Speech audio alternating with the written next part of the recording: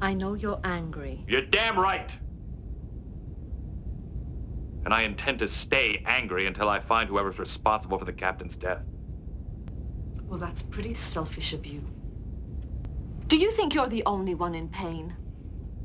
Do you think you have the monopoly on loss? Well, let me tell you something. We're all hurting, and we're all angry. And whether you like it or not, you have a responsibility to this crew. And you can't just indulge your personal desire for revenge.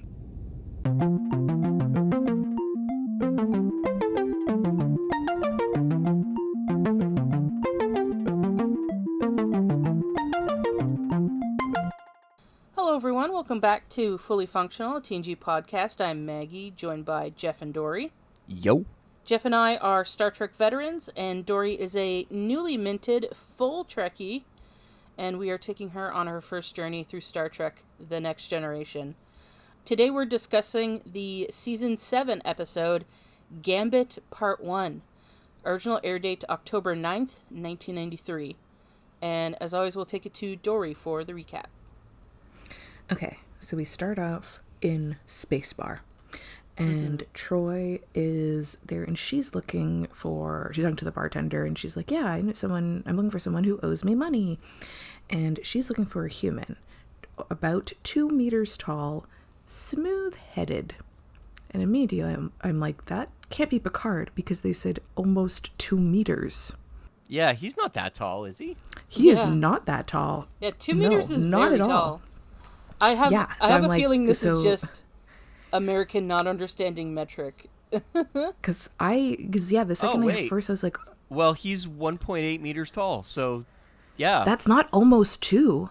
It is when you're not talking exact numbers. I mean, that's 180 centimeters out of 200, so. But like in terms of say like feet to inches. Okay, wait, these are aliens that are saying these numbers, to be fair. To me, that is not close. Like, okay, but they're aliens because who don't 2 have the frame of meters, reference of human heights. Still, to me, that is not close. Like difference of 20 centimeters is big. Yeah, that's almost a whole foot. Yeah. So that's almost 2 feet difference. So that's why I'm like... Well, not 2 feet. Like, well, not 2 feet. I'm thinking of 24 inches. Yeah. Because it's like 20 then plus 4. Well, so just under. 30 centimeters is 12 inches, which is 1 foot. So it's under a foot. Under a foot. Yeah. Okay, I'm thinking centimeters instead of inches. But still 20 centimeters is still like quite a difference. Yeah, it's like to me, if you're describing someone and there's a 20 centimeter difference in height, you're looking for a different person. But you're a human being. These aren't human beings that are saying these heights. They don't have the reference for what human heights are. But so it's about... Still what? But that's still something that Troy would have said, and that's how they would have gotten to almost 2 meters. Yeah, 20 so centimeters. To me, like almost 2, if it was like 195, then that I would say acceptable rounding up. Yeah. But not 180 centimeters. Yeah, 20 centimeters is about 8 inches. There you go. Yeah. That's a huge fucking difference. So that's why initially I was like, oh, they can't be looking for Picard. They're looking for another bald guy, because this is never the way I would have thought anyone would have described Picard. It's the difference between being like 6 foot and 5'4". It's exactly. Yeah. I'm literally 164 centimeters. So I'm closer to Picard's 180 centimeters than he is to 200 centimeters. So that logic is fucking flawed. Yeah. So, yeah, just saying that. Anyways, that's beside the point. Yeah. I was like, hey, I wrote, it better not be a Picard description. Obviously, it is Picard, but I was very, like, in denial? Distracted by the 2 meters comment. Okay, so in the bar, another area, Riker's having a chat. with someone else, and then Worf comes over and he's like, there's a guy who may know something. So Riker goes over and he's like, my friend tells me you know something about the man we're looking for. And then the guy whose name is Uranic, I think, he's like, the only reason I'm talking to you is because I have a sister too. And Riker looks at Worf very confused. And then Worf's like, I explained to him that we are looking for a man who impregnated your sister. Yeah. And then Uranic basically is like, yeah, I would do anything for my sister if someone got her pregnant, whatever. I was like, okay, man. I mean, I guess it's nice to know you would do something for your sister. I don't know. And so the bartender then goes over to the table and he's like, shut the fuck up.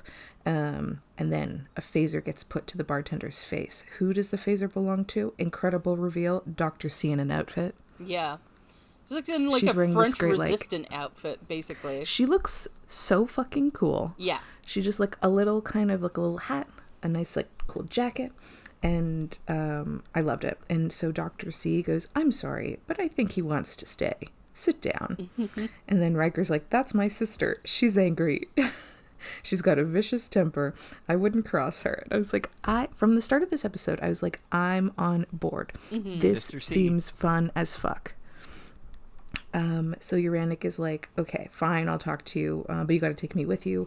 Riker agrees. So Uranic says, like, the men that you're looking for were here a few weeks ago. The man we were looking for. So a few weeks ago, he was, like asking a group of aliens questions, and the aliens then like attacked him. They had to mention that he took down 3 guys, before he was like hit against a wall. So Dr. C gives such an incredibly smooth transfer of the phaser to Troy when Dr. C goes to the wall. I was like, oh damn, this is gonna be a good episode, because that was so smooth. I enjoyed that. Dr. C then she kind of scans the wall, and there's picking up Starfleet fiber traces and human cellular debris. She's also picking up some other shit that she doesn't recognize. And one of the aliens is like, oh yeah, Uranic is like, oh yeah, one of the aliens fired a weapon at the guy. So then Troy is like in shock. She's like, he's telling the truth. So they basically assume that Picard has been vaporized. But I wrote in my notes, I do not believe he's gone. My guess is that the weapon transported him somewhere.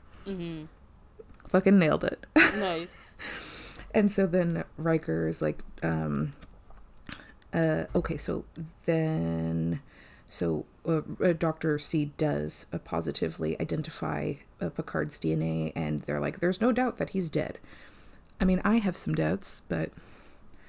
Yeah. I mean, and it's funny because just one episode before, they're like, someone might be dead, but we don't have all the details, but let's immediately, This one I feel like because someone was like, yeah, he looked like he was vaporized, it makes more sense for them to be like, yep, he's dead. Yeah. But I'm like, you guys really jump in with you find one answer to a question and you're like, I guess we're done here. Yeah, every answer is they're dead. Yeah. So I did write in my notes, who's going to tell Robert? Yeah. So Troy goes to see Riker, and she's arranging a memorial. She thinks Riker should deliver the eulogy, but Riker's like, no, you should do it, or even like Dr. C, because she knew him the longest. And Troy's like, listen, my guy, you should do it. The crew's pretty shaken, and they're really like looking to you for leadership and guidance. And Riker's like, yeah, cool, but I actually won't be at the memorial. And Troy goes, Will, a memorial service helps to give everyone a sense of completion. It helps them begin the healing process. And then Riker goes, that's exactly the point. I don't want to heal. I have an open wound right here. He like points to the middle of his chest, but I'm assuming he means to point to his heart. Yeah. It hurts like hell. I don't want it to get better, and I don't want to pretend that everything's all right. And then Troy says, I know you're angry. And then Riker says, you're damn right. And I intend to stay angry until I find whoever's responsible for the captain's death. Then Troy says, Will, that's pretty selfish of you. Do you think you're the only one in pain? do you think that we have the monopoly? Do you think you have the monopoly on loss? Well, let me tell you something. We're all hurting and we're all angry. And whether you like it or not, you have a responsibility to this crew. And you can't just indulge your personal desire for revenge. And then Riker goes, that is enough, counselor. And then there's like a pause. An important note, she's doing this like super emotional, like Oscar bait style. It was It was incredible. really well done, yeah. This might be, honestly, I don't remember the actress's name for Troy, but Marina Sirtis. Best work. Yeah. This whole scene, her best work, maybe. She was amazing. So Riker, then he takes his pause and he goes, Deanna, I'm sorry. This is not about revenge. This is about justice. The captain died in a bar fight for nothing. Somebody has to answer for that. Then I can mourn. And I have, like, truly, this was so good, this interaction. Mm-hmm. And I love that Troy was like, this isn't fucking about you, man. Like, you have a responsibility. We're all, like, also, everybody knew him longer than Riker. Yeah. Riker was, like, the last one to join the crew out of the current crew. I'm surprised you even remembered that. Because that was the first episode. He joined him and Dr. C went on, but Dr. C already knew Picard. But, like, yeah, so I don't doubt they were close, but, like, but Riker really takes this unbelievably personally, and, you know, he's allowed to grieve however, but, like, he does have this obligation that he just really is like, well, I'm not willing to do this. And I love that she really fucking took him down. Yes. And she wasn't trying to coddle him, and she got emotional, and she was 1,000% right. And I loved that they let her really, like, go out on him. And I was, at this point still, I was like, wow, this is going to be a great episode. I am enjoying this immensely. I like that you said, and at this point still, because we all know where this is going. Mm-hmm. Yep. I was like, wow, I'm in it to win it. I'm like, this is great. So, okay. So then I did note, I'm like, yes, someone definitely should be held responsible for whatever happened to Picard. But the major problem that I have that has come up multiple times in this show is that the bridge crew should not be the fucking people to do it. They literally say in this episode that there is Starfleet intelligence. Then they should be the ones fucking doing all this. Why and what and how? The Riker has literally absolutely no excuse for. He's actually the last fucking person, and that's actually something that kills me. Multiple people say to him this episode, you shouldn't be doing this. Yeah. And everyone just fucking lets him go. Everyone's like, and I feel like it's the writer's like way of being like, well, we told him, we had people like going against, but he's gonna go do this. No, this makes me honestly, like, it takes points away from Riker for me, because this just made me so fucking angry. Yeah. Okay, I'll get back to the recap. But Dory, you forget, he's in love. Yeah, I that's actually something I thought about a lot this episode. I was like, wow, the shippers probably were, like, needed to be isolated. Yeah. They probably needed, like, if this episode was, like, this came out, like, the fan fiction, there's so many fan fictions I assume would have been written purely based around this episode, and I'm assuming part 2 as well. I don't know what part 2 is like yet, but I don't remember what part 2 is like, to be honest. But I'm like, wow, I could hear the hearts of a bajillion shippers. And, like, I don't blame them to a certain extent. Like, yeah, like, I get it.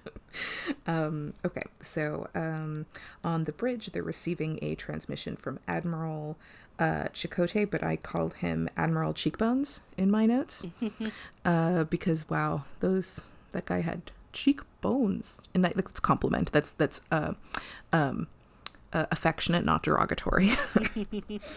Okay, so yeah, he's at Starbase 227. So Riker takes it in the ready room, and the Admiral gives condolences, and he's like, Riker has requested to postpone their mission to the Argus sector, and Riker's like, yes, I would like to conduct my own investigation to Picard's death. And I'm like, say no.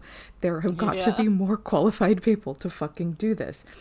And like the Desican authorities, that's like because the planet was like, that's where the planet was where the Picard allegedly was killed. They have jurisdiction. And Riker, he's like, yeah, I don't have much confidence in the authorities on Desica 2, and there's every reason to believe they're corrupt. What are you talking about, man? Yeah. That felt so fucking weird. And Admiral Cheekbones is like, Riker, you might be right, but are you the right one to pursue this? And I just wrote in capital letters, no, he is not. Yeah. And then even Riker, though, he admits he's not objective. And I'm like, and he's like, I won't rest until he finds who's responsible. I'm like, that's making the fucking argument against him being a good person to do this too. Yeah, he's too fucking close to the situation. Yeah, this is like, the part that really like pissed me off, because Riker goes like, I may not be like the most objective or whatever, and I'm like, that's a pretty big deal. You have to be objective when you're doing this shit. Like, yeah, to like, fully admit that, like, and then in the episode, they go, like, they're like, okay, sure, you can investigate anyway. Yeah. Is just, so he just ridiculous. Yeah, so, like, yeah, Admiral Cheekbones is like, sure, go ahead. I'm placing the Enterprise on detached duty. I don't know what that means, but I'm like, yeah, this is definitely a fucking bad idea. So Riker goes to see Uranik. I wrote for a friendly interrogation. Mm-hmm. Quotes. And he really just goes from 0 to 1,000 when talking to this guy. He like pushes him up against the wall, and I'm like, wow, if Admiral Cheekbones could see Riker now, 5 seconds after getting off that call. Yeah. So he's like, wants to know more from Uranik about what he saw, and he's like, oh, a guy was killed in the middle of this like busy bar surrounded by a ton of people, and you can't remember anything. So Uranik then, he's like, yeah, okay, he remembers that they said that the aliens would kill anyone who talks about what happened, and Riker's like, okay, well, do you know where they went? And Riker's like, Yannick gives like this little like coy smile. Like, oh my god, we're not playing, like, read the room, man. We're not playing coy at this time. And he was just thrown against a wall, and he thinks this is the time to be like, maybe I do know something. I don't know. I think he throws him against the wall after this. No, it was like pretty right away. Was it? Because then he lets him sit down when he's like, oh, you're gonna tell me something, and then he's like, okay, I'll answer some questions. No, because because Riker comes in, asks him some questions.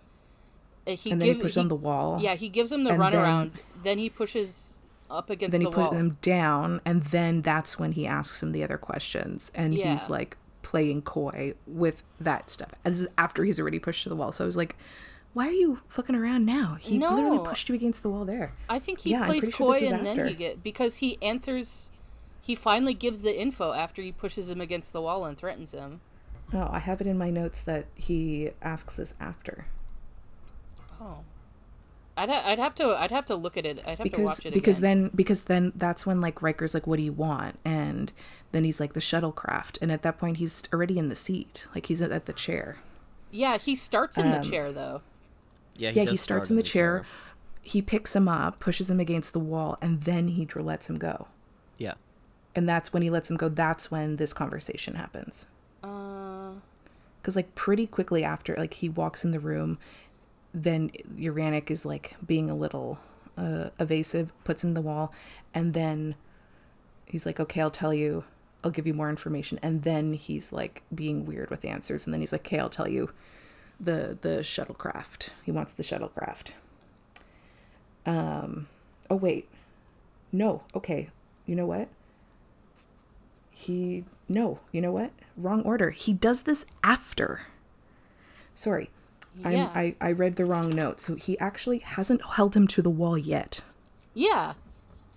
Yeah, that's what I'm saying. So, yeah, sorry. I read the note that like he goes from 0 to 100. And so I thought that's when he was put him to the wall. And then I'm seeing after that. So he's doing all this and then he puts him to the wall. Sorry, my bad. I was reading this at the wrong. I was reading it in the right order. I just thought, I didn't realize that I wrote that he held him to the wall. I just assumed my note that said he went from 0 to 100 because he busts in, and maybe I'm thinking of that. Okay, so my bad. I did mess up that order. But yeah, he does this and then puts him to the wall. So he's not asking the questions while he's the wall. He's still seated. Yeah. And then after, when he's like, I want the shuttlecraft, that's when he puts him to the wall. Yeah. So then Riker says Uranic has 12 arrest warrants for fraud and petty theft in the Klingon Empire. Riker tells him, what do you know? Oh, he's like, oh, if you tell me what you know, I'll like see if I can pull some strings to reduce your sentence, blah, blah, blah. Uranic then... some of that shit's not relevant, but I'm just trying to say so there's like this, the aliens are a mercenary group operating in this sector for the past 6 months. He heard of them mention something about the Baratus system, and so the Enterprise then heads to the Baratus system, Warp 6. So Data says Baratus 3 is the only Class M planet and is listed as unpopulated. However, sensors have detected intermittent energy signals emanating from its surface. Could be emissions from some kind of power converter, which could indicate a base or a ship. Mm-hmm. So 2,000 years ago, there was like an outpost that... I can't remember the name, it starts with a D. But a Federation archaeological survey said that there's like a bunch of ruins on the surface. And so Riker's like, I'm going to lead the away team. Geordi, you're with me. And also security detail. And I'm like, why is Geordi going down? Yeah. This doesn't feel like something Geordi should be involved with. Why are you bringing chief engineer to the planet on a search like this? Doesn't make a lot of sense. But this whole thing doesn't make a lot of sense. Okay, so then in this, this was like a group meeting. So everyone leaves except Data, and he goes to Riker, and he's like, actually, I must question your decision to accompany the away team. So even Data's like, yeah, this is not it, man. Yeah. And so Riker then is like, yep, this is... because Data's like, yeah, this is really not it. And Riker even agrees that, like, if Picard was there, he would also say that the captain's place is on the bridge. But Riker's like, I hear you, I see you, go fuck yourself, goodbye. Yeah, basically. I mean, it is ultimately his decision in the end. It is, yeah. But it's still, like, so many people tell Riker this is a bad idea, and then just, like, I mean, in all honesty, like, Data knows that truly the only thing that's going to stop Riker is like physically holding him back. Mm-hmm. And I feel like that's not Data's not going to go physical unless he absolutely has to. But I do feel like maybe they should have come up with something to put him in somewhere, lock him somewhere or something. Yeah. I don't know.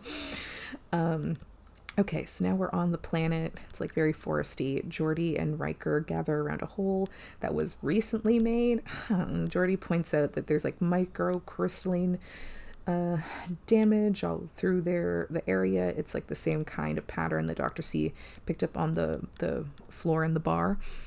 So Worf and some guy find a vase that was recently dropped. I'm like, I don't know how you recently figure out something has dropped. I'll let the listeners figure out what immediately happens to some guy. Yeah. So then, a firefight begins. Some guy ripped to him. Yeah. If you didn't already guess that, and everyone like ducks and hides. So then reveal it's the alien Lost Boys. They really like from Hook. They look like the Lost Boys from Hook at first glance. So the comms from the planet are being jammed. The Enterprise can't reach the away team, and then a Romulan pops up and goes to grab the vase, and Riker gets like blown back. I wrote the Romulan, Ziggy Stardust, and Rufio kidnap Riker. And so then after they do that, comms come back on. Geordi and Worf update Data. They think like they're picking up a vessel leaving orbit, and Data's like, why couldn't we see that earlier? And the bridge crew member, who I don't think we ever learned her name, but she's like, yeah, it's probably just use the planet as a shield. And Data just stares at her for such a long time that for a second I was like, is this a mole? Do we have like a secret, like does he think that this person purposefully didn't like point out the ship? Yeah. Is hiding it? No, that's not it at all. Yeah, this is a pretty rare like poor performance from Brent Spiner, in my opinion. Yeah, because he just stares at her for such an extended time that I thought he was, like, suspicious. No, she's fine. She didn't do anything. His acting the whole episode feels off to me. Maybe Brett Spiner was also like, this is dumb. Yeah. That could very well be, yeah. Yeah. Okay, so then the alien vessel's powering up, their weapon systems, they're like, raise shields, red alert. And so then Data's like, after them, but immediately they lose the vessel, and the signal is gone. So they're going to go back to Baratus 3. So then we learned Starfleet intelligence. This is how I learned that Starfleet intelligence exists after 7 fucking seasons. Wait, what are you talking about? They've mentioned them several times. They have? Yeah. I have no recollection of that. I believe you, I just don't remember. Okay. So they confirm that a ship matching... Oh, this is in the team meeting. The ship that they match this configuration has been linked to raids on several other planets in the sector. They were able to take some sensor readings of the mercenary ship and appears to be encased in energy-absorbing material. Like, who cares? Although they can, like, use the ship energy, whatever... They have shit that they can remain undetectable or whatever. So Geordi's like, I could try a thing to track the ship, and Data's like, no, it's cool. We're just gonna hang out for a bit. Yeah. But Data, like, in this orbit, so he goes down to the surface of the planet to try to figure out what these mercenaries were doing on the planet. Well, so I just want to be fair to Data that he does say that, like, the chances of Geordi's theory is, like, really, really, like super small that it will work. Yeah. So, okay, then we're on now the alien vessel. So Riker has now been kidnapped for literally 5 minutes, and his hair already looks messy. I'm like, they'll do anything to make his hair look, any chance to make his hair look a little bit messy. So we immediately learn that their captain is a dick, and so his name... So I have a nickname, but it happened by accident. So his name is Arctis Baran. Yeah. And when I wrote it down a couple times, I wrote it as Farctus. And then I don't know why my brain thought there was an F. And then that evolved to just me calling him Fart. Yeah. I'm down with that. So that's fair. The whole rest of my notes refer to this captain as Fart. So that's, if I say Fart, that I'm talking about the captain. Yeah. Okay. So Fart asks what he was doing on the planet, and Riker just responds with his name and, like, ID number. And he's like, yeah, we were studying the ruins. And Riker's like, what were you doing there? So then Fart presses a sensor, and it hurts Riker. And it's like this neural servo, which, like, honestly, tongue twister. Say that like 10 times. It's a brain torture. Sorry, it's a big torture thing. Yeah. This isn't even the first time that Picard has had one of those in him. Yeah. So it's connected to his nervous system, and Fart is like, yeah, good use of discipline. So we also then meet Ziggy Stardust. Has a real name. It's Vacor, but I will call her Ziggy. And she is mouth actor. Holy shit. The enunciation on this actress, truly wild. This is not a she was like, her acting was fine. So much mouth though. So, like, and this is not a complaint. This is just an observation. So everyone is like, we should totally get rid of Riker. It's a bad idea to have someone from Starfleet on. And then we hear second big reveal of the night. The last one was better with Dr. C. This one actually made me laugh for a kind of long time. We hear, they're right, Baran, and then pause, and then we cut to Picard sort of casually spinning around in a chair at another console, and he's like, and you know it. So kill him now. Oh, I say kill him now. And the reveal of him just turning, he stands up after, but, like, his reveal of just spinning around in a chair. Yeah. I lost it. I was laughing for so long at that because it was so, I know it's supposed to be dramatic, but spinning around in the chair is not like one of those big grand chairs that covers it. It's literally just like Picard, the back of Picard, and then he turns around. Yeah. So I was like, it is not the effect I think he wanted it to be. So Riker really takes the longest eyeline journey until he clocks Picard, because he like literally, like, Picard talks and Riker looks down and then like gradually looks up so slow until he sees Picard. And so Picard's now going by the name Galen. And so then like the power situation, the power loss in the ship keeps happening. The ship is like kind of wonky. But the ship's falling apart. Yeah, but Galen knows about Riker and his history of insubordination, because he made it his business to know when his enemy when smuggling artifacts from Federation sites. Sure. Yeah. And Galen Picard is like, oh, he's no use to us. I'll take care of him. And I'm like, yeah, you want to take care of him. So then the ship starts like accelerating all of a sudden, and they're like losing control. And then Picard obviously looks right at Riker, and he is like, the flow relegator is frozen. And Riker, obviously, I was like, oh, he understood. That's got to be either a direct message or a code. I don't know. I'm like, Yeah. But Riker obviously catches what he means. And Riker's like, I'll do it. I'll fix the thing. And he's got experience with this specific kind of system failure that he could help. So I'm like, oh, okay. So Picard like obviously did something so that Riker could prove his like helpfulness. Yeah. As like somewhat of an asset, so they don't kill him right away. And yeah, so Riker fixes the problem, and then he says to Picard, "Still wish you killed me."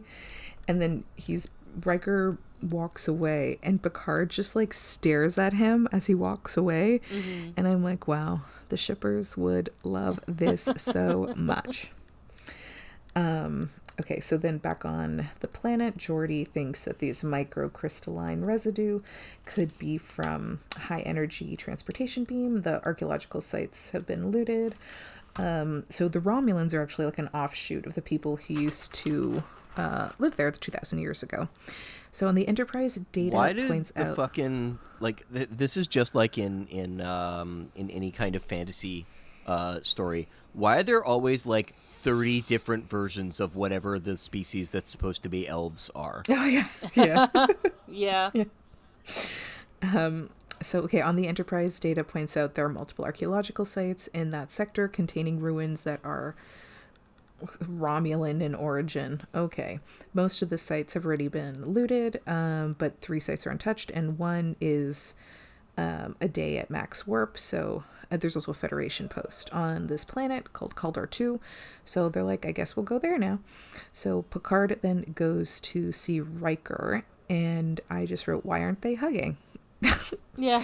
I feel like there would be some kind of embrace, because obviously if like, I don't know if they have an AV team on this ship, but assuming they can't like hear them talk, would they also have a camera? I don't know.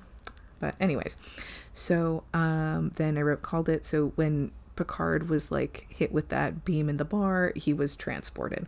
So they used the phaser basically for like some form of like quick transportation, which I was like, actually that's kind of great. So good job for me. I called it. So this again is, so there's a site that Picard wanted to study that was recently raided, and an artifact was stolen, or the artifacts were stolen. He tracked these aliens down to the bar, and he asked questions. They kidnapped him, wanting to know how much he knew about their operations. And again, first thought, why was Picard doing this? Like, disregard the fact that he loves archaeology and that shit. Why was Picard the person who took it onto himself to be like, I am a captain of a ship. I've got shit to do. But I need to be the one. Like, as if we know there's archaeological departments. Yeah, they never... What? And we've got intelligence. Why would Picard be the specific person to go confront these guys? What was Picard on leave? What the fuck was he doing? He did it the last time he was on vacation. And that's the thing. But I had a problem with that too. Picard should not be fucking doing this. And I don't understand. Like, then you know what? Then these are situations he's putting himself into because he's not qualified to be doing this shit. And he just like, I'm all on board with him going to archaeological sites. I know he wants to study. It's like something he's super interested. I'm on board. I love that for him. But when he goes to confront these smugglers, there's really no fucking reason for him to be doing this.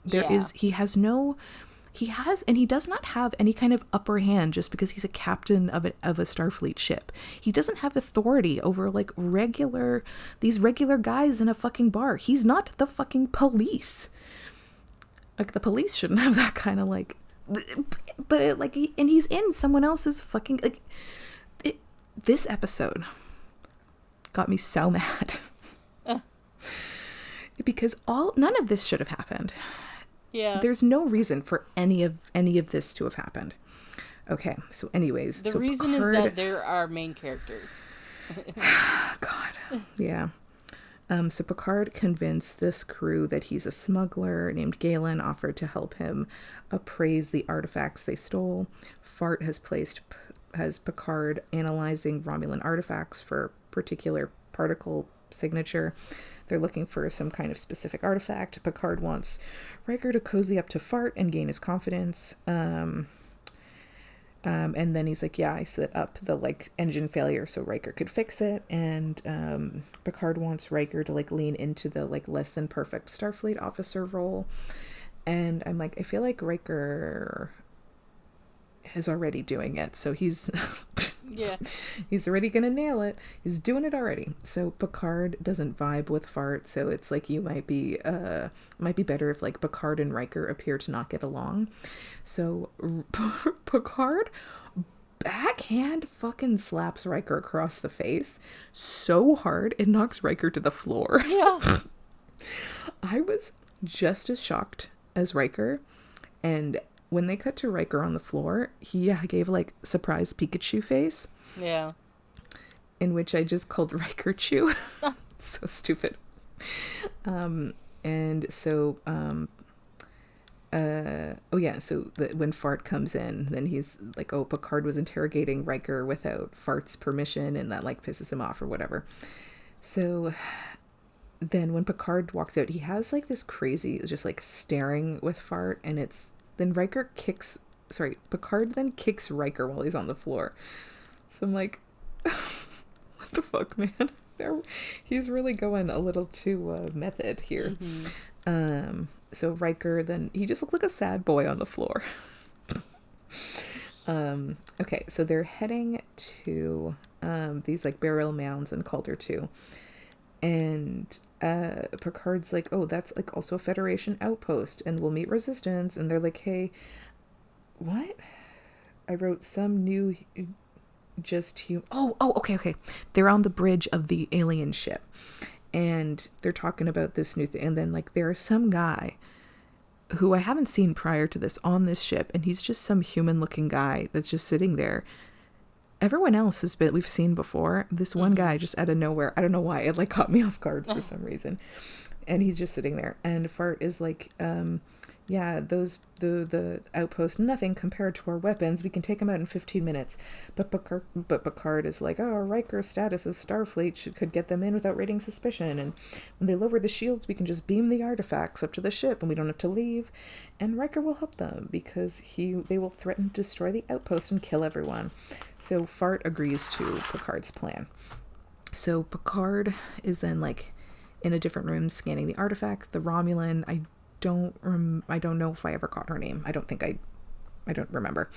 Comes in and she's like, Fart wants the analysis of the last haul, but Picard's like, Picard has the same belief as me of like, do you want it right or do you want it fast or do you want it done correctly? Yeah. But the Romulan, she goes, do you enjoy living dangerously, Galen? I don't know why, just that line got me. But she's like, Fart can absolutely kill you. But Picard is like, okay, and like I'm doing the best job, so whatever. Yeah. So Picard's basically like he needs me too much to kill me. Yeah. So Picard looks so mad.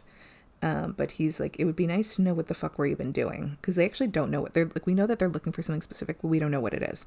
Yeah. And so then this Romulan is like, listen, Fart is cool and been leading this crew for a long time, but Picard is like, sure, because he's got the fucking control device. Otherwise, he's got like no leadership qualities. The crew only follows him because we have no choice.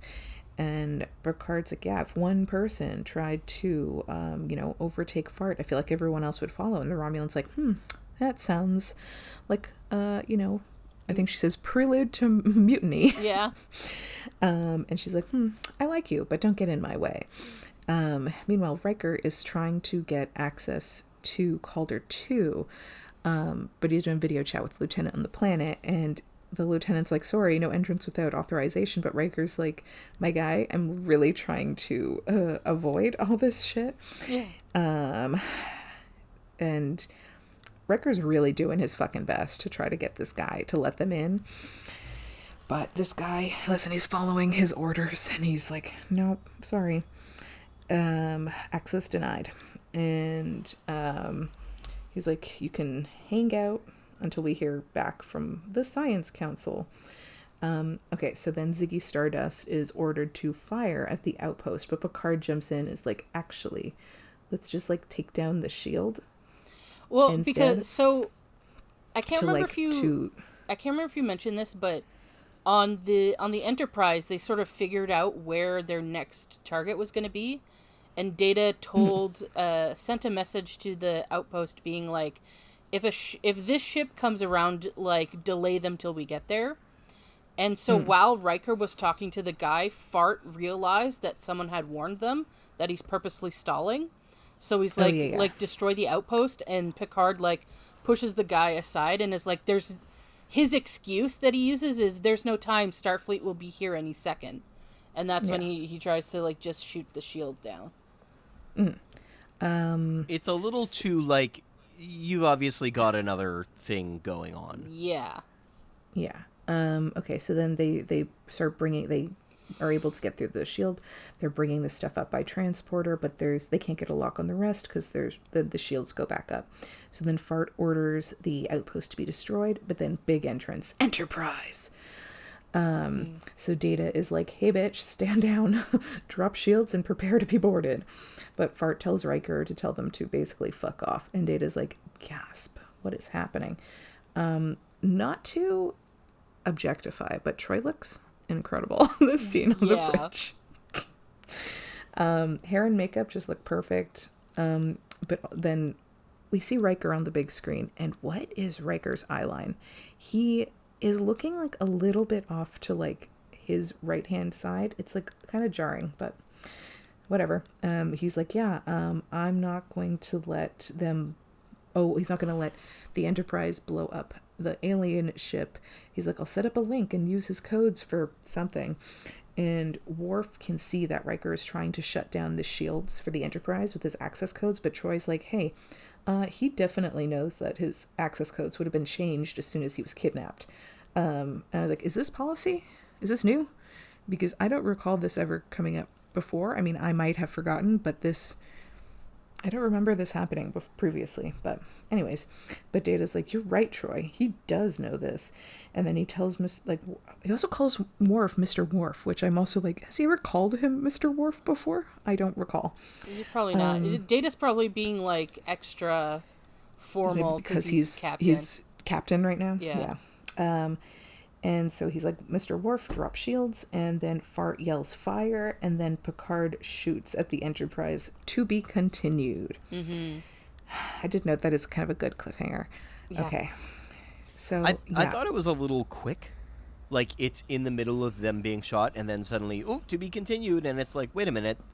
This didn't lead up to a dramatic to be continued part. It seems like you just kind of paused it partway through an episode. Yeah, it felt cut off more than like a lead up. Yeah, definitely agree with that take. Listen, at this point, this episode will take what they can get with compliments to them. I was honestly, as I said, like, I was so pumped in going into this episode. The first few scenes, I was like, oh shit, this is like really good. And then it just snowballed because for being the fucking military, these people have no fucking sense of, like, I don't want to say boundaries because it's not the right word, but like whose responsibilities is what? Yeah, because isn't that a big thing in the military of like staying in your lane or something? And these guys really just are like, well, this is what I want to do, so I'm going to go do it. I suppose that also is very military, I guess, to a certain extent as well. But I was so mad because I'm like, have these guys not learned anything yet? Every fucking time they try to take shit into their own hands where they have no business of doing it. They are not the authority. They're objectively the wrong person to do these missions, and they do it anyway, and it always goes badly. They never learn. And by that, I'm like, the writers are being lazy. Yeah.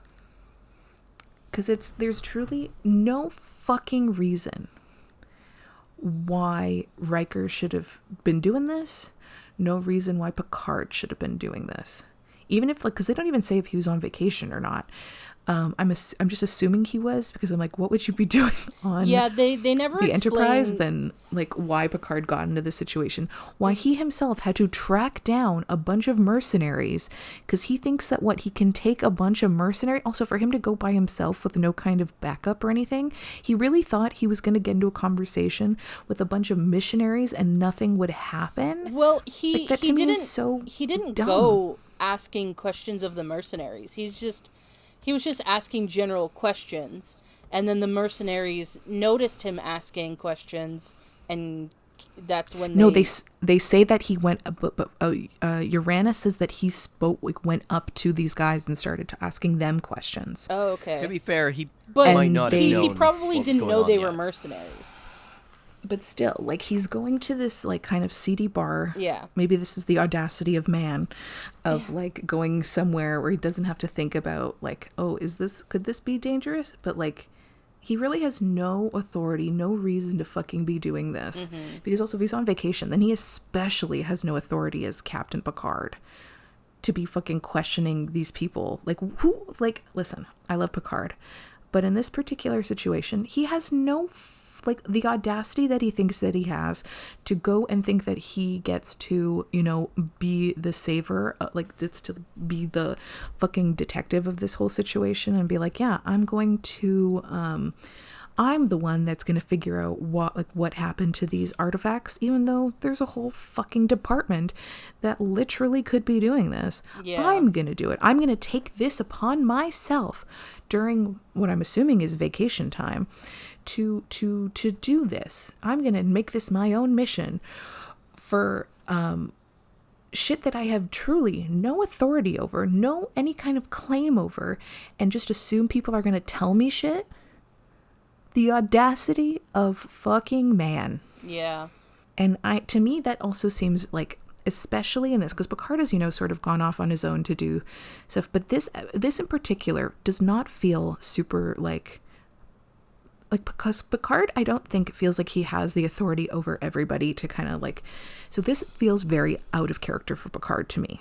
Mm-hmm. To think that he could just go in and just, I don't think I agree with that. Yeah. We're talking about Picard's passion here. No, I know, but the fact that he thinks that, like, the way that he thinks that he could have the authority to just, take this upon himself to go do this when, like, there really is no reason. He has other than this is something of interest to him, that's literally, he's a private citizen though right now. So that's like saying any of us, oh, we're interested in this one thing, we could go now try to follow and think there's no consequence. There's no consequence. Obviously these guys are bad and they should not have kidnapped or should not be like stealing shit and looting these sites, obviously. Are you saying that Picard should have called the police? That I'm doesn't sound like something he would do. No. I'm saying Picard should have called the fucking department and see what they wanted to fucking do, because Picard has there's no reason. Mm-hmm. There's no reason. That's like exactly saying that like you or me could just be like, well, I wanted to find the fucking It's like saying that Picard would do that because it's something that he cares about and wants to take it upon himself before these people escape. He really cares about archaeological shit. He's done a lot. And I'm not arguing with that. Caring about archaeological shit. But it's the idea that he thinks that he can, that he for some reason is like the gatekeeper to a certain extent of these places that like he takes it on himself to go and interpret. Like he doesn't have that kind of authority. It's not like, oh, he's not passionate. I get that. And I know, like, as I'm sure he'd want to know answers, but the fact that he went and did it, to me, is really kind of like fucked up. It's like a version of like adjacent vigilante justice. The more I'm That's thinking what about I see it it, as. the more I'm thinking about it, I think maybe it's not as egregious as we're thinking, because, okay, they never say whether he's on vacation or not, but let's assume he was. He is like, okay, I'm gonna go study this archaeological site on my vacation. That's totally normal. And then he sees that it's been raided, and maybe he feels like, oh, as like a Starfleet officer and as a lover of archaeology, I should find out what happened here, if anyone knows anything. And then maybe let's give him the benefit of the doubt and say maybe he was gonna gather information to report to Starfleet. And then, he was not being smart, and he went around asking questions of people, like, not using his street smarts, being like, hey, maybe I shouldn't be asking so many questions. And then not accidentally, but he gets kidnapped because he was just being a dumbass and, got roped into all of this. So I feel like maybe that's not as bad. No, and they here's don't the really thing. explain the details about any of it, really. Because at least in previous episodes, they did at least give you a reason why Picard was doing this. Because, like in that episode where they're on the journey to find, like, all the different pieces of DNA and shit, it's like, oh, Picard's, like, personal friend, like, was murdered on his ship and whatever. Or no, he wasn't murdered on the ship. I think he took, like, a shuttlecraft and then was attacked. Mm-hmm. And then they went to distress it. And in any case, the point is they gave them a very personal reason as to why Picard would take this on. And yeah, they just don't give that in this episode. Mm-hmm. Yeah, like I don't disagree, Maggie, with like your timeline there. Mm-hmm. My bigger issue is just like the fact that like I just don't think it's if something along this, it might not be as ego driven as okay, maybe I'm getting just like a bit fired up over it, but my point with your like I timeline thing is that I don't think that Picard should have just gone rogue and taken care of this by himself. Yeah, no, totally. I think the second that he noticed that there was a problem, he should have gone to the archaeological department or whatever. Yeah, or reported it to Starfleet, being like, hey. Yeah, he should have, because he really just, no one knew what the fuck he was doing or where he was going or what happened. So that's the thing. The fact that he just went and did this by himself. That's the part that I have the problem with. Yeah. Is because this is truly, despite, listen, you're given an interest in something. I have no problem. I love archaeology. When I was a kid, I wanted to be an archaeologist. But if this sort of shit, an official like thing, if you find it's been looted, why are you taking it upon yourself when there's a whole ass department? Like, if you talk to them and they're like, hey, can you then help with this? That's one thing. But it does feel like he just decided, I'm going to deal with this myself, when there's truly no reason why he should have been doing this himself. Yeah. Like, I can, totally get I understand, his thought of, well, I'm here, I maybe use my status, but like, there is no reason for him to be doing that. So it might not be like, again, ego driven. I might just be like fired up because I was so frustrated with this episode. Yeah. So apologies. I don't mean to get all fired up, because I think also Riker's whole situation has also gotten me pretty angry as well. Yeah. So yes, I might have maybe overreacting a bit with the Picard stuff, but I don't think this is something he had any business taking on himself. Yeah. And he also didn't use his status because no one knew he was a Starfleet officer. Yeah. So he was presenting himself as a civilian. Which is like, to go do an undercover thing on your own is like really not a good move. Yeah, exactly. 100%. 100%. So I think just this episode, a combination of like Riker going rogue to deal with this, even though he did get approval, but all these people who like agreed to this,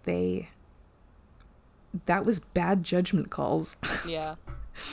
And then going after Picard, who's already going rogue, is just very frustrating to me. Originally, the episode wasn't actually supposed to have Riker at all. It was going to be Really? told from like Picard's point of view. And Honestly, that probably was a better idea. it might have been, yeah. It was from Yeah. a spec script that they had received a while ago, and it's interesting because so I think it was Jerry Taylor was the one who initially pitched it to the rest of them, and so she brought them into her office, and she had this little bust of Gene Roddenberry that she had made after he had passed away, and she put a blindfold over his head and like covered his eyes and ears, like the bust. And she was like, okay, I don't want Gene to see or hear about this, but I want to do an episode about space pirates. Because Gene was like, no space pirates, never. We're not doing a space pirate episode. So, yeah, it turned into this, which is weird. They wanted something that was action-heavy and less talky. And it's funny because they did get that, and I think the action parts of it are quite well done, and like the drama is well done. But because it's less talky, things are just not really explained particularly well. Yeah, and it like because like I don't hate the episode. Like it's interesting, but it is a distraction of like why are you guys the ones doing this? Yeah. Why is it this way? I will note that part 2 has one of the best interactions between two characters that we see in the whole show. But I won't spoil any of that. But... Yeah, like the decisions, like if Riker had gone rogue and started doing this on his own, I could honestly get behind that more than the episode, than like Starfleet giving their okay, because then at least it's like, you know, this is, we can, because they give us the thing earlier with like Riker like not being able to handle his grief over the situation. It's like, okay, that makes some sort of sense. Like this, like him going and doing this himself is a bad move and he shouldn't be doing it. But if it was the result of him being like overly emotional and grief stricken, that makes sense. That's a logic that can be followed, you know? And the episode acknowledges that, like, hey, this isn't a good idea, but like Riker's doing it anyway. Yeah. So I feel that said, if the episode had spent more time covering his grief instead of like these fairly brief scenes, then we might have cared about it more. But in the end, the episode is action first.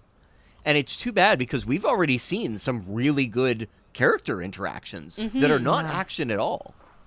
Yeah, that's why I was like, oh, this episode's going to be good, because I, number one, enjoy a group scene and everyone working together, and was like very fun. And then with Troy, it's like I thought we were maybe going to see some stuff with like, you know, the people on the Enterprise, maybe something with like Dr. C and Troy like organizing this like memorial or something. Because also I would have loved to fucking see Dr. C, like how she's coping. Yeah, she completely disappears after the opening. Because like, yeah, these are people who Picard had, like, especially like Troy and Dr. C have a very like close relationship with Picard. And the fact that we got to see Troy's, you know, her reaction, which was fantastic, but I really would have liked to see how Dr. C would be coping with this. Yeah, because we know it's gonna be something.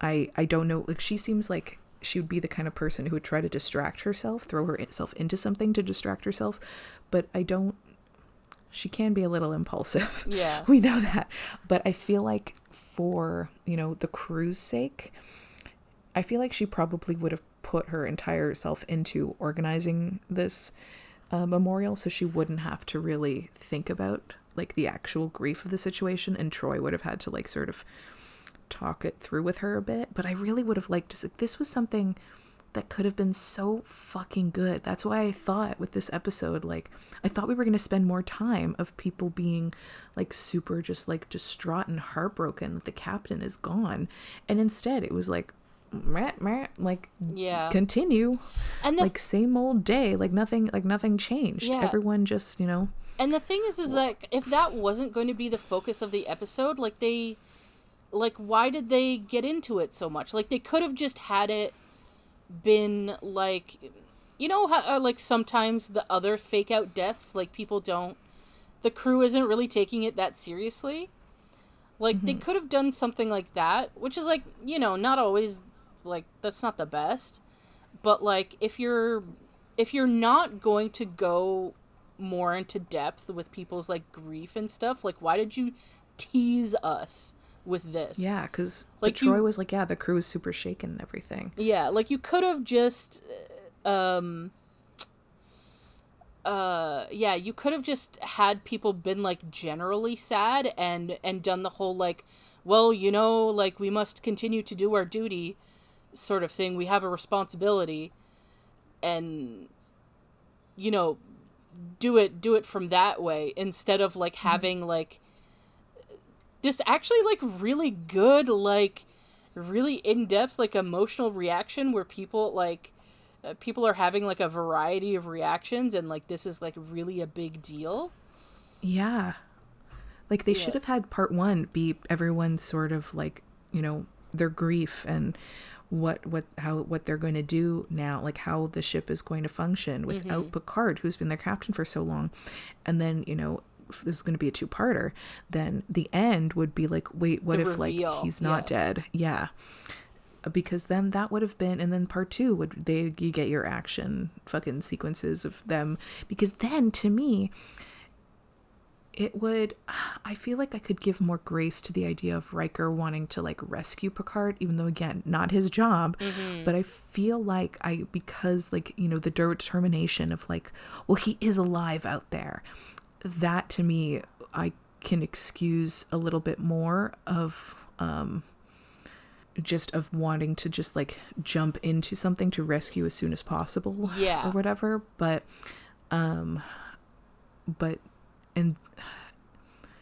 listen, I should have known that, you know, character development was not in the cards. Yeah, you also could have, like, just skipped if you wanted an action thing, like a space pirate thing, like, don't do this convoluted 2-parter. Just start the episode with, like, captain's log, like, I'm on an undercover mission to see what this archaeological mercenaries are up to, you know, and it still would be like, why is Picard the one assigned to this mission? But at least it's like, you know, that's par for the course. Yeah, it's like at least some kind of context. Yeah, and at least it's like, someone's telling him to go do this. It's not like he took it upon himself to go do this shit. Agreed. It's just like, there's so many things that they could have done, and yet we ended up with the worst version. Again. No, I think there could be worse versions than this, personally. Yeah, I don't. Yeah. I guess you could be right, yeah. But this is truly this is Star Trek. You can always get worse. Yeah. You could always have a story about 2 of the main characters turning into lizards and having sex with each other. Yeah. A real thing, by the way. Yeah. Oh, boy. This very much is now chalked up to, like, what could have been. Yeah. It's like all the potential, and then we ended up with this. Yeah. I truly do not remember how part 2 goes, so maybe we can get a redemption? Let's hope. Maybe. Part 2's weird. And, I mean, I won't spoil anything about it, but the route they go with it is a little bit of, like, the power of peace kind of stuff. Oh. Yeah, it's weird. But like I said, there's an excellent character interaction in it that we'll get to. We've already seen one excellent character interaction, so I don't understand why these episodes contain those, but I'm not complaining about it. Yeah. It's like I love a character interaction. Yeah, it's like the first third of the episode was like a really good script, and then like someone yoinked it out of the good writer's hands. You know what it kind of reminds me of? Remember Star Trek Into Darkness? Yeah. That film starts off with some really neat ideas. Yeah. And then very quickly just becomes dumber. I mean, it already wasn't very smart, but it's sitting there like, you know, it's challenging its own mythos' ideals. It's got a couple of like interesting setups to the premise, and then leads to, but what if Khan? And we're like, oh, Yeah. okay. Although great. what I did, and I'm going to try to say this without spoiling things, I do like the role reversal they have near the end from the Wrath of Khan movie. I think it would be a good idea if they did not take the original scene and just do it word for word. Yeah, but switching that was the my characters, problem with it. yeah. It comes off as parody. Yeah. Especially since the actors aren't delivering it as good because, like, it's text that's coming from the wrong character. Yeah. That, and thinking back on it more, I actually don't love Quinto's portrayal of Spock. Like, I thought it was fine, but I'd have to watch it again because I think he doesn't have the sass that that you get from Leonard Nimoy. Leonard Nimoy was like very casually, not casually, yeah, he was very casually confident, but like very braggy at the same time about it. Mm-hmm. Yeah, because it's like it's like with Data, how Data is supposed to be like, you know, an emotionless character. But Brent Spiner is like a very goofy guy, and he manages to keep the character like, you know, doesn't like display emotions and like doesn't understand humanity. However, he manages to infuse personality and stuff into there. And same thing with the original Spock and Leonard Nimoy, where it's like Spock is supposed to be like, you know, an emotionless, like, you know, boring Vulcan.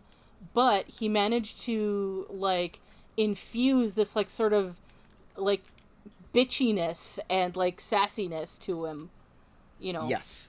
That, like... Yeah, and I really don't feel Vulcan. like we got that out of Zachary Quinto's portrayal. I think I was just distracted because I found Zachary Quinto really hot as Spock. That's fair. I think he's hot in general, but especially as Spock. Apparently he's a complete fucking jackass on some sets, though, so that's a thing. Oh, that sucks. Like, I heard some story about him, like, going off on an intern or something like that for talking to him or some shit, and I was like, great. Gross. Okay. That said... Although, I will praise him because... So, for this one thing, a little bit of internet lore, if anyone knows who fucking Shane Dawson is... Wow. Yeah. Wow. Yeah, there's a Shane Dawson Zachary Quinto connection.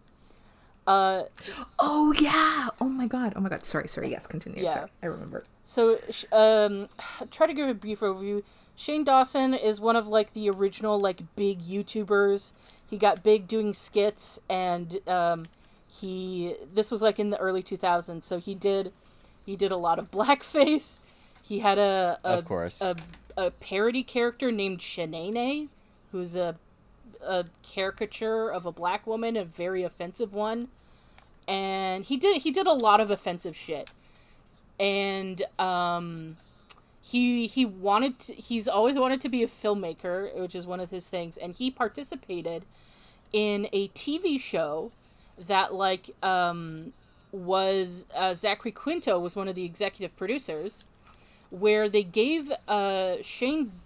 The premise was, like, they gave an internet star a budget for a movie and, like, the resources to make a movie, and they also gave, like, a film student the same deal, right?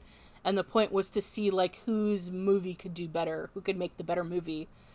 And, like, Shane Dawson's was such a giant piece of shit and so offensive that, like, in the TV show, like, Zachary Quinto, like, goes off and he's like, I don't want my name on this. It's the most, like, disgusting, offensive thing I've ever seen. Wow. Like, yeah. He goes, like, really, like, he rips into, like, Shane Dawson's, like, whole deal, and I love it. Because Shane Dawson, to this day, is a giant piece of shit, so. Yep. So I looked up what the drama was. I was incorrect. It wasn't on set. It was actually at a restaurant here in Toronto. and apparently he went off on restaurant staff because he didn't. There was some miscommunication about whether or not his table was ready. Oh, okay, yeah. That's even, like, okay, being mean to, like, you know, your employees or, like, your assistants or whatever, or, like, someone who's, like, you know, not as high up on, like, the corporate hierarchy than you is an asshole move to begin with. But it turning out to be, like, being mean to service workers is, like, for me at least, even worse. Yes. Yeah, definitely. Immediate red flag is treating service workers like shit. Yeah. Yep. Yeah. Yep. I guess they're equally as bad, but for some reason it feels worse to me that it's like he was a jackass to service workers instead of like an intern or something. Yeah. Like he goes into your house and he treats you like shit. Mm-hmm. That's bullshit. Yeah. All right. So since we've gotten off track, I think it's fair to move on to favorite moments and lines. Okay. The first couple scenes of the episode. The opening scene and then the Troy Riker scene. I think really the Troy Riker scene was my absolute favorite. Yes. I loved Dr. C's reveal at the beginning of the episode and her cool outfit. Yeah, that was pretty good. And her phaser handoff with Troy. Mm-hmm. I liked that Romulan asking Picard if he likes to live dangerously. I think that's it. Yeah. I think all three of us are on the same page in that, like, that interaction between Riker and Deanna is, like, really good. Yes, definitely. Also one of my favorite parts of the episode. And what I, like, I wish they'd gone further with it, because one of my favorite aspects of the episode is the decision they made into how Riker's grief would manifest. Because I do like the decision that his grief is messy, that he is angry and he doesn't want to feel better. He wants to stay angry. Yeah. Which is like a real thing that happens. And I just like, if they'd gone further with it and they'd shown different people reacting differently and like Riker going through the stages of grief, like that would have been really cool. So I like that they made that decision. I just, you know, I wish they'd stuck with it and you know, done something more with it. I also really enjoyed, I just thought they did a good job in when Riker and Picard are on the other ship, on the mercenary ship. I like how the subtle way they're communicating with each other and the subtle way they're like hinting at what to do with each other, and that like I thought that was handled really well, the way they did it. And with like it made it seem like these guys like really know how to not, you know, give away the game. Yeah. That said, while I enjoy it, I enjoy Picard's acting on the ship, but on that mercenary ship. But at the same time, he's going a little too Shakespearean with it. Like, it seems like he's a character playing another character. Yeah. And I get that, like, he's probably not taking it 100% seriously, because I'm sure that even Patrick Stewart was like, this is a little silly. It's a romp. Yeah. And that's fine. But I just... Patrick Stewart's approach to a character being a little comedic, where he literally, like, adds swagger to this guy's walk, is very, like... It's deliberate, it's funny, and I think it kind of ruins that entire part of the episode. Yeah, because it's not really in line with the rest of the tone of the episode. No, not at all. Especially since this villain is, like, so typically evil. Mm-hmm. Anyway, yeah, those are my contributions. Right. Oh, no, sorry. Picard punching out Riker. Oh, yeah. Okay, so... let's move on to predictions. And obviously this is going to be a really easy one. What do you think happens in part 2? Picard and Riker get rescued. No, obviously not. I think Oh God. Like, what do you think the artifact they're after is, and like what do you think the ultimate goal is? Okay, so my guess is like the artifact probably is some kind of like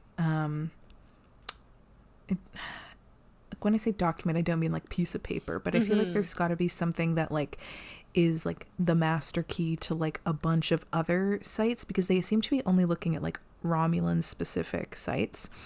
So like maybe this one particular item that they're looking for, that Fart wants, is like not necessarily like it's just is the key to a bunch of other locations.